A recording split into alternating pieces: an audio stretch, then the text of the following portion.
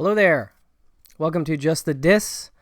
We talk about Blu-rays here. My name's Brian, and got some stuff to talk about here. A variety of stuff, including releases from Flicker Alley, Criterion, 88 Films, Indicator, Warner Archive, Signal One, maybe some Mill Creek. We'll see what I can get to here. But let's get into this. We shall start, as I mentioned, with Flicker Alley and their latest collaboration with the Film Noir Foundation and UCLA Film and Television Archive. This is Repeat Performance from 1947. And this is a fascinating movie that I've been a fan of for a few years. And yeah, it's interesting because it is noir, but it is also kind of one of the first time bounce movies, if you will. It is a predecessor to The Twilight Zone. It has supernatural elements. The noir is a little lighter in terms of the overall package of what the film is, but it's pretty cool, I gotta say. An amazingly original hybrid of film noir, supernatural fantasy, and backstage melodrama. Repeat Performance stars Joan Leslie as a Broadway actress who magically relives the previous year of her life. But can she alter the fateful mistakes and misjudgments that led to a New Year's Eve tragedy? Think of it as film noir's answer to It's a Wonderful Life or a full-length precursor to The Twilight Zone. Produced as a rare prestige picture by fledgling Eagle Lion Pictures, the movie features an array of vivid performances. 21-year-old Joan Leslie as Sheila Page, her first mature role following a parade of teenage ingenues at Warner Brothers. Lewis Hayward as her husband Barney, a bitter and vengeful playwright. Virginia Field as Sheila's personal and professional rival, Paula Costello. Tom Conway as a suave stage producer, John Friday.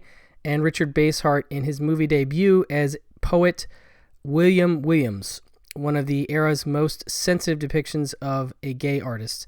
In the years after its 1947 release, Repeat Performance seemingly vanished. For many who'd seen it, the film's startling premise and stunning set pieces became a merely tantalizing memory.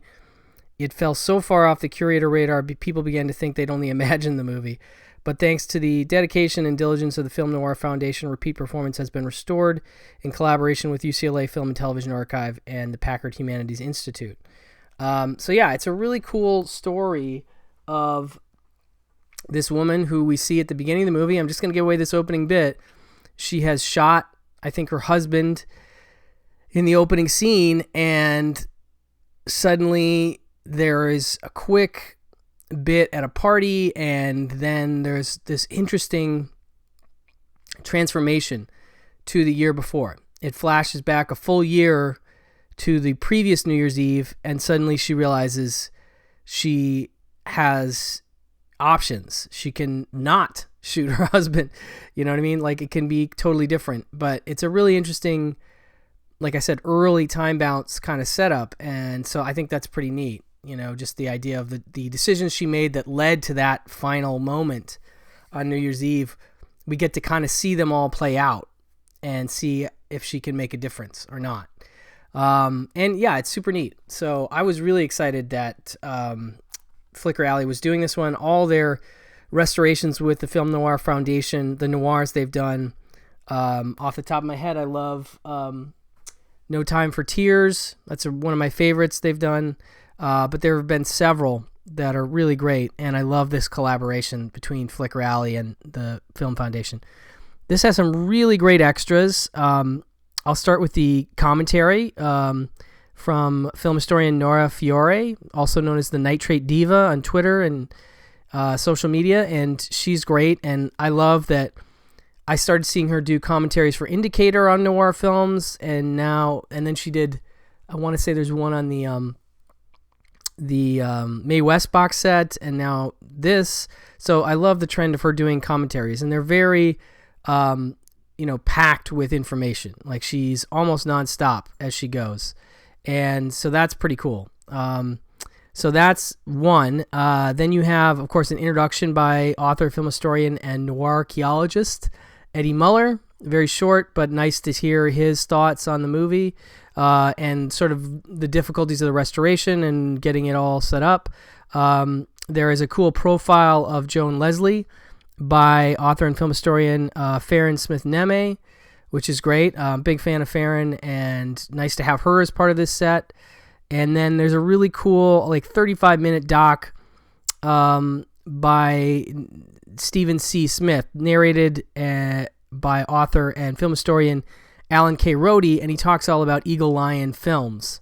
You know, they did this film, they did, I want to say T-Men, you know, some of those John Alton and oh boy, why can't I remember anything when I need to? The film noirs that were a big part of the early Eagle Lion legacy, if you will.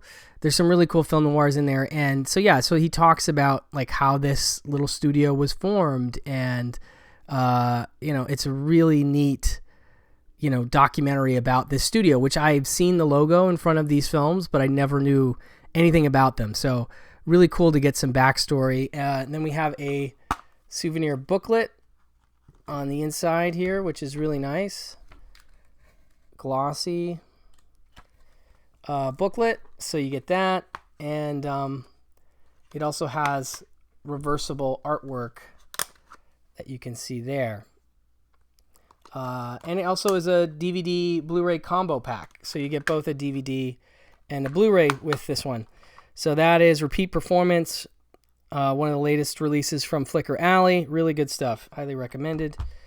Then real briefly, I picked up Written on the Wind. This is a new Criterion Blu-ray upgrade. This film had been available from Criterion as a DVD. This is a Douglas Sirk film, and it is pretty epic. And kind of crazy, in terms of its story, and the characters and the cast is really incredible too. The Technicolor expressionism of Douglas Sirk reached a fever pitch, that's well said, with this operatic tragedy, which finds the director pushing his florid visuals and his critiques of American culture to their subversive extremes: alcoholism, nymphomania, impotence, and deadly jealousy. These are just some of the toxins coursing through a massively wealthy, degenerate Texan oil family. When a sensible secretary, Lauren Bacall, has the misfortune of marrying the clan's neurotic scion, Robert Stack, it drives a wedge between him and his lifelong best friend, played by Rock Hudson, that unleashes a maelstrom of psychosexual angst and fury, featuring unforgettably debauched, Oscar-winning supporting performance by Dorothy Malone. And I love that Criterion on their website, when you go, at least probably not when this goes live, but they have a great just short video of Dorothy Malone dancing lasciviously in this movie, and it pretty well sums it up. Some of Sirk's most eye-popping mise-en-scène, Written on the Wind, is as perverse a family portrait has ever been splashed across the screen. So yeah, this is a really heightened melodrama, and just, plays with some unintentional comedy, but is riotously entertaining, I think. One of his more enjoyable films. New 2K digital restoration. Acting for Douglas Sirk, a 2008 documentary featuring archival interviews with Sirk actors Rock Hudson, Robert Stack, and Dorothy Malone, and producer Albert Zugsmith, who also did things like Confessions of an Opium Eater and College Confidential and High School Confidential, like that kind of campy stuff. So you can kind of see why maybe this movie is leaning into that camp a little bit, with a producer like that. Anyway, new interview with film scholar Patricia White about the film and melodrama, and trailer, plus an essay from filmmaker and critic Blair McClendon. So nice to have this on Blu-ray finally, after years of just a DVD release. That is Written on the Wind. Next up, we have the Anaconda collection from 88 Films.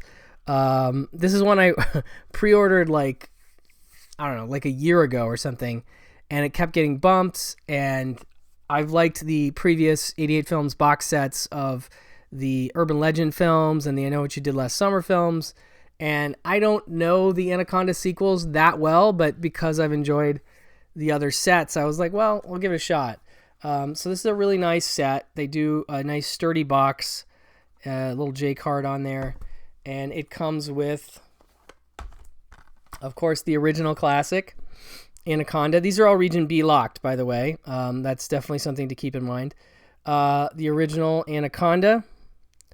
And this doesn't have much in terms of features, unfortunately. I thought maybe it would have a little bit more. Yeah. Ice Cube. You've got John Voight, Jennifer Lopez, Eric Stoltz, Owen Wilson. Voight doing some really crazy stuff. Okay, then we have Anacondas. The Hunt for the Blood Orchid, which I think I actually saw in the theater. I don't know if I saw the original. I think I saw the original in the theater, but I definitely remember seeing Anacondas in the theater, and I can't remember a darn thing about it, honestly. This one has a special effects toolbox and a Creating Anacondas featurette. And the cast includes... Oh, this is Dwight H. Little. Fan of... Or a favorite of my friend Patrick Bromley's. I forgot that he directed this. That's cool. Johnny Messner, Cadiz Strickland, Matthew Marsden, Eugene Bird. Yeah, I don't remember this cast or this movie, so very curious to revisit Anacondas. And then last but not least, we have two included. This is a 4-pack, ultimately. So you have Anaconda 3 Offspring. Is that David Hasselhoff? Oh my gosh. And Anaconda's Trail of Blood. I definitely don't remember these movies. And yes, indeed, that is David Hasselhoff in the third one. So I have no clue what even happens in these. But that said, I'm very curious to watch all of them. There's a little poster in here. What else have we got? Some lobby card type stuff. And a nice booklet. So you do get for the booklet fans, you get a really nice booklet. Full color photos. Looks like behind the scenes stuff. I don't see any essay in here. So it's really about just having all these films together in one, ultimately, and not so much about the extras, because, like I said, they're relatively spare on here. So that is what it is. But I'm going to have an Anaconda Fest at some point, and it's going to be fun to have them all here. I still can't believe Hasselhoff's in that third one. Okay.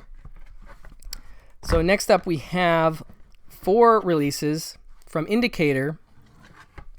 And these are part of their U.S. launch. And that means that obviously they were a UK-based company releasing Blu-rays in the UK. Originally, they were all region. More recently, it's been a lot of region-locked discs, which is no big deal if you have a region-free player, and you should if you can afford it. Go to 220 Electronics, $100. So anyway, these are the 4 first releases from them as part of a dual release strategy where they're going to be releasing in the US and the UK at the same time. And there's a really fun interview on Chasing Labels, a fun Blu-ray collecting podcast you can check out. They talked to the Indicator guys, and they talked about how moving forward they would be releasing, trying to do stuff dual, UK and US, but there would be some cases where they would release only things in the US and maybe only in the UK, but it sounded like there might be some US only releases that I'm very curious to see how this goes. I'm very curious where this is headed. But anyway, so this is the first of those titles. This is The Blockhouse from 1973. And this is one of 2 Peter Sellers movies that they have out for this first round. It's about a group of slave workers drafted by the Nazis to help construct their coastal defenses in 1944, and they are trapped in an underground bunker when the Allies land at Normandy on D-Day. They find huge stores of food, but not enough candles. The slow dying of the light parallels their increasing boredom, illness, and jealousy during the entrapment, based on the novel Le Blockhaus by Jean-Paul Kleber. And yeah, so this is one I'd never heard of, and it's one of those, very dramatic Peter Sellers performances, which I think he did really well. I know he's obviously known as a comedic actor, a comedian, but could really do a great dramatic performance, and did many. So this is an interesting example of that, a later example, since it's 1973. As usual, from Indicator, we have a really nice package here, new 4K scan. This is all region, as you can see there, of the original negative by Powerhouse Films. 2 feature presentations, the distribution version, 92 minutes, and the director version, also 92 minutes, featuring revised and extended opening and closing captions. Original mono audio, shots in the dark, a 6-minute little featurette. Co-star Leon Lissick remembers the highs and lows of filming on the Channel Islands. Out of the Darkness, a 13-minute featurette. Fred Reese and Gilda Reese, director Clive Reese's son and widow, recall the film's turbulent production history. And Down to Earth, 12 minutes. Production manager Matthew Raymond recalls procuring a Spitfire for the original opening battle. When the lights go low, 10 minutes. Electrician Peter Bluer on the perils of powering a chute deep underground. And then the Channel Islands, 1940 to 1945, a 1945 17-minute short film produced by the Crown Film Unit, which sees the Channel Islanders reenact incidents from the German occupation during World War II. Image Gallery, limited edition exclusive booklet, 32 pages with essay by Kieran Foster, contemporary news report, and events that inspired the film. So you get your lovely Indicator booklet. They always do a nice job with these booklets. There's Peter Sellers looking not so happy. So this is one of the first of those 4. You have artwork that looks very similar but doesn't have the Indicator stripe along the top, and I love the Indicator stripe, so I will always keep that up. Next we have another Peter Sellers film, and this one is called Hoffman. It is from 1970, and there's a really enjoyable Larry Karaszewski Trailers from Hell on this that I do recommend checking out. He talks about the trailer and the film for just a few minutes, but it's really good, and he's a fan of this film. This is a tricky one because apparently, Peter Sellers was uncomfortable with the film, and I understand why. It's uncomfortable now, even because it's sort of the tale of this businessman who has this girl working in his office, and some things come about with her boyfriend wherein there's a blackmail sort of avenue, and this Peter Sellers' character, he's Benjamin Hoffman, he blackmails his attractive young secretary into spending a weekend with him. And though he's a creep throughout, he gradually emerges as sort of a sympathetic character. I know that's difficult to believe with that setup. But apparently, Karaszewski's theory is that I think that Sellers didn't want people to see this movie because it was a little too much of him in some ways. Like, Larry was saying something about how Sellers' character is kind of a blank in certain parts, and that was a bit of apparently how Sellers himself was, just kind of a cipher in some ways. And so that is sort of the setup for this film, and it's intriguing, and it's an intriguing performance, and it is intriguing to see a character that you think of as so slimy at the beginning. You do have the potential to maybe feel a little sympathy for his sad, lonely existence, which has led him to, feeling like he needs to do this blackmail scenario to get this girl into his life. But yeah, it's a creepy film for sure. But yeah, very interesting, unique performance from Sellers. And we have a new restoration from a 4K scan of the original negative by Powerhouse Films. Select scenes commentary with director Alvin Rakoff, 25 minutes. Strange relationship, 22 minutes. Rakoff recalls Hoffman's troubled history and his friendship with Peter Sellers, which is really interesting to hear him talk about. Sellers, a very complex guy, a very difficult guy to nail down, a very difficult guy to work with, it seems like.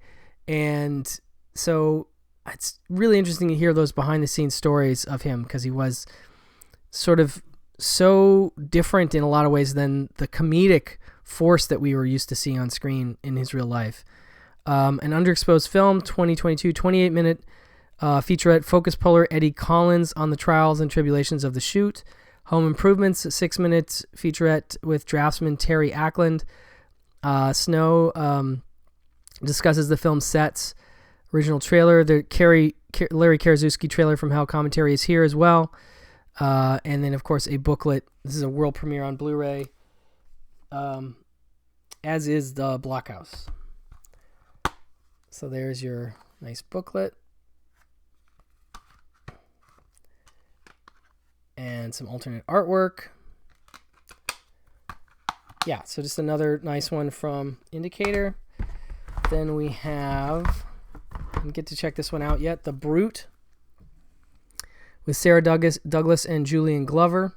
Sarah Douglas, of course, is the woman that's part of the evil superhero team in Superman 2. You'll recognize her as the super strong black-haired woman from that.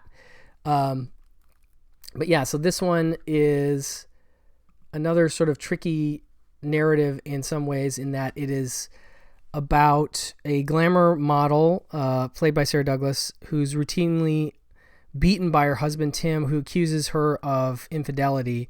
When she can't take it anymore, she finds shelter with photographer Mark and his girlfriend Carrie. They introduce Diane to Millie, who is in a similar situation. Meanwhile, Tim informs Diane that if she doesn't come back to him, he will see to it he gains custody of their son Timmy.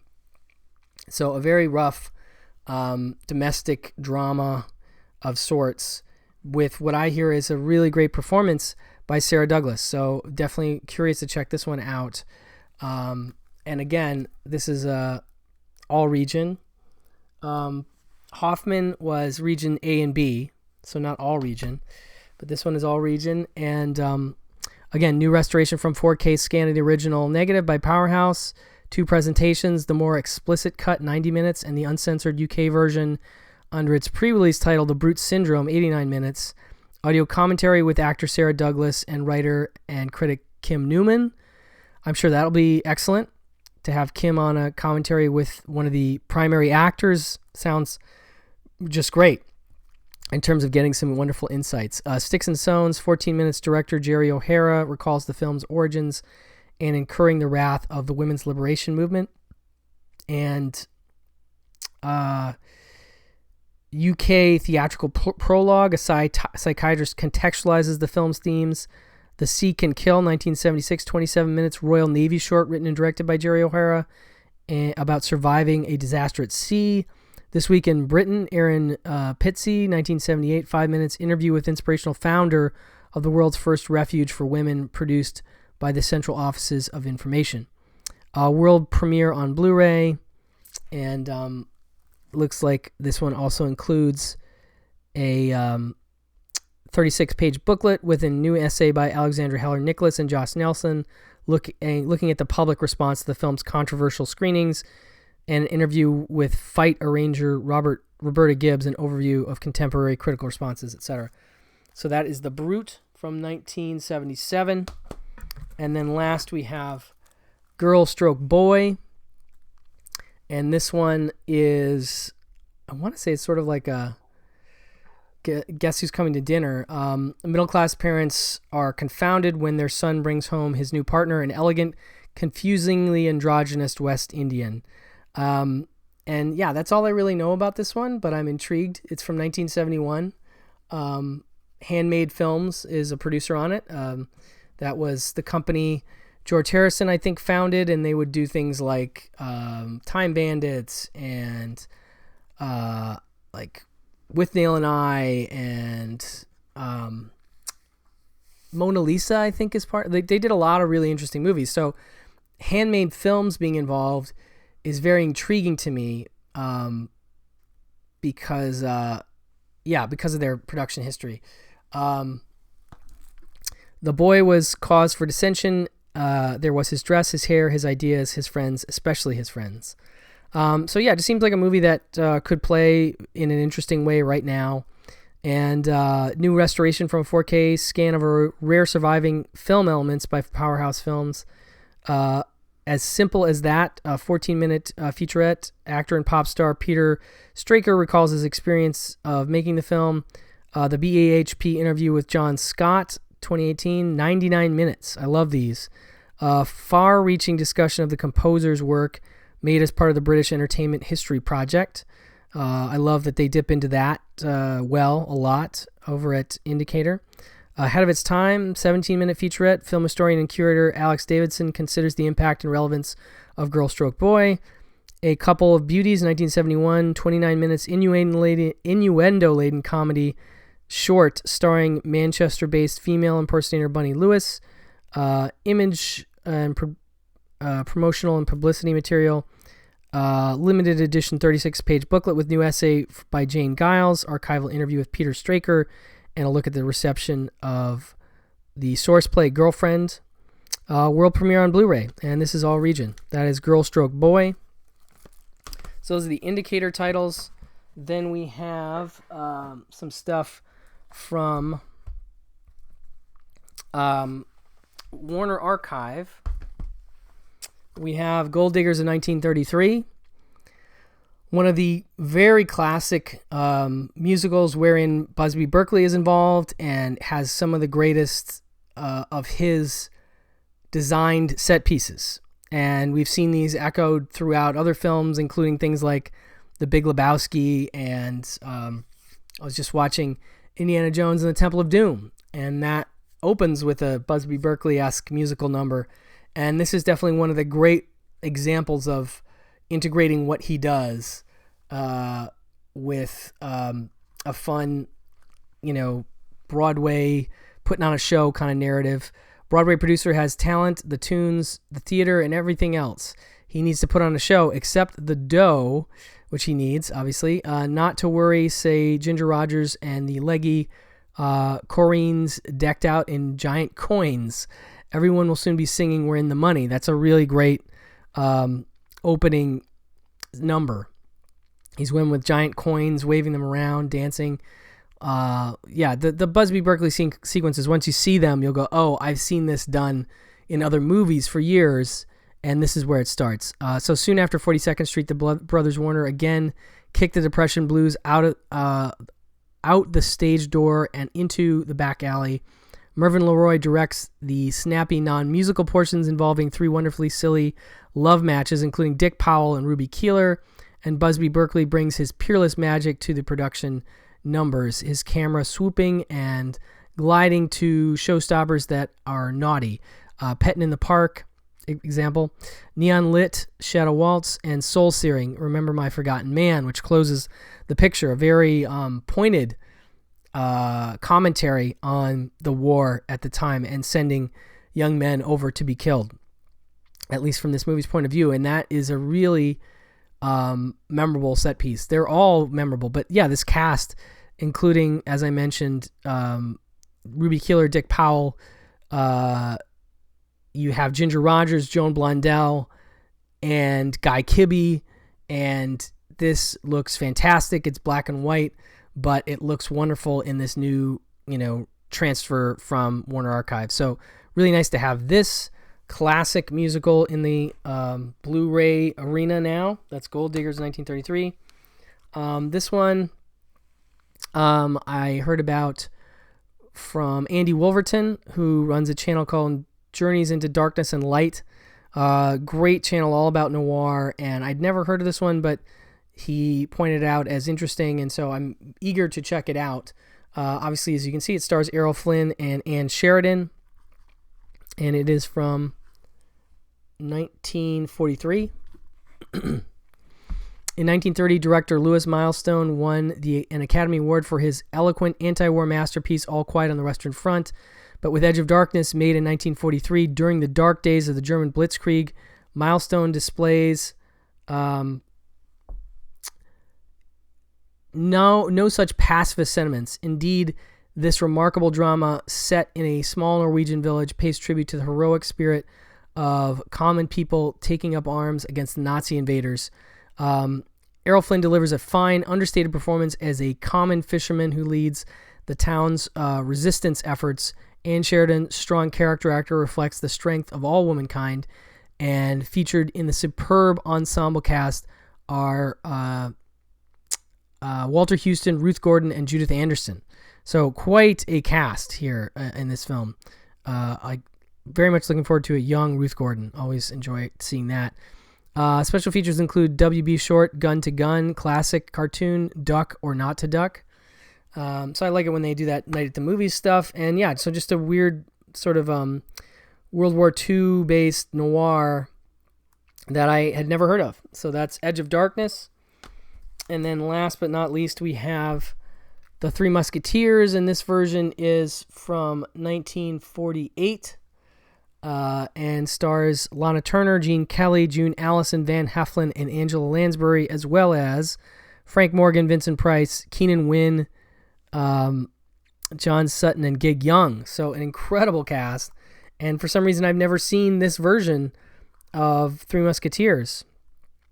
To the cry of all for one and one for all comes a version of the Dumas classic that's fun for all, a rousing swashbuckling adaptation that was Gene Kelly's favorite among his non-musical movies. Good to know.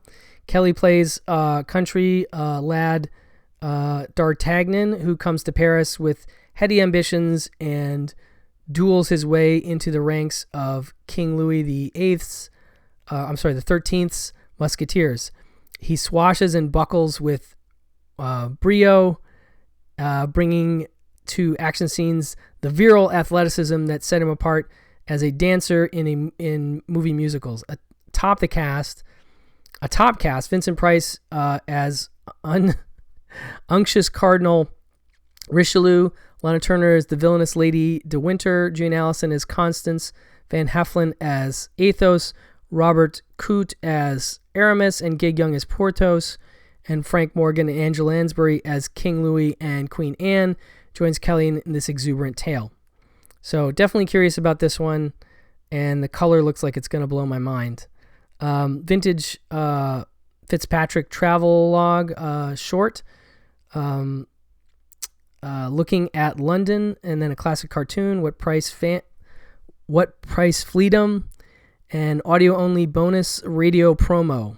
So some little extras included with Three Musketeers from Warner Archive. And then lastly, just real briefly, I'll touch on a couple that I just got from Mill Creek. First being Side Out with C. Thomas Howell and Peter Horton. This, as you can see, comes in the retro VHS packaging slipcase. There is the cover. And for those that don't know, Side Out is very much like the Karate Kid with volleyball. So you have C. Thomas Howell as this kid. It's an endless summer of fun when Midwesterner Monroe Clark, C. Thomas Howell, hits the beach at Malibu with his high-spirited tribute to the California lifestyle. The sizzling sands of Malibu set the scene as Monroe meets a beautiful marine biologist, Courtney Thorne-Smith, and is recruited by California's hottest new sport, professional volleyball. Soon he's competing against the big boys, played by Pro Circuit stars St. John Smith and Randy Stoklos, but it's only when Monroe teams up with Zach Barnes, 30-something's Peter Horton, the original King of the Beach, that he learns just how much fun, success, and teamwork truly can be.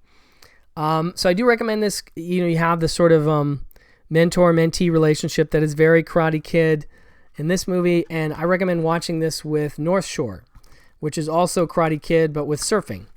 So you can have two beach-based Karate Kid adjacent kind of movies in Side Out and in North Shore.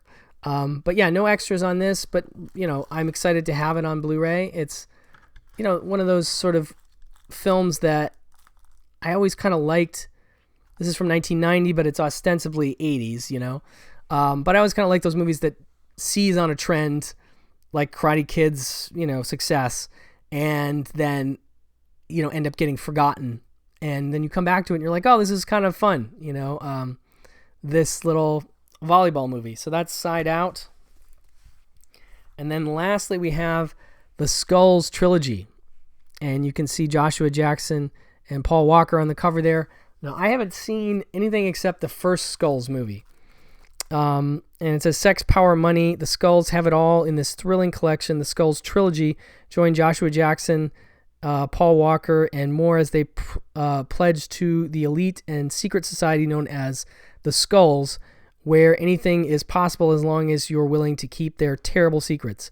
3 gripping and suspenseful shockers where privilege comes at the ultimate price.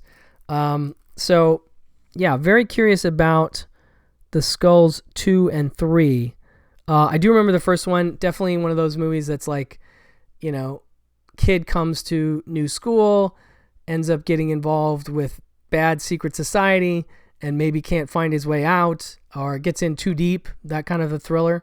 And it's like great paranoia in terms of like everybody's in on it. Like, who can he trust? You know, that kind of scenario. So I don't remember the Skulls 2 or 3. And I don't even remember who's in them. But yeah, we get all 3 of those films here. And like I said, I'm curious to check them out. You know, the first one was definitely entertaining and enjoyable, and an earlier role for Paul Walker, I want to say. So anyway, Skulls Trilogy and Side Out are my 2 from Mill Creek. And that will do it for this week's episode. I thank you for your time. I thank you for watching. I thank you for listening. And I will talk to you very soon. Bye-bye.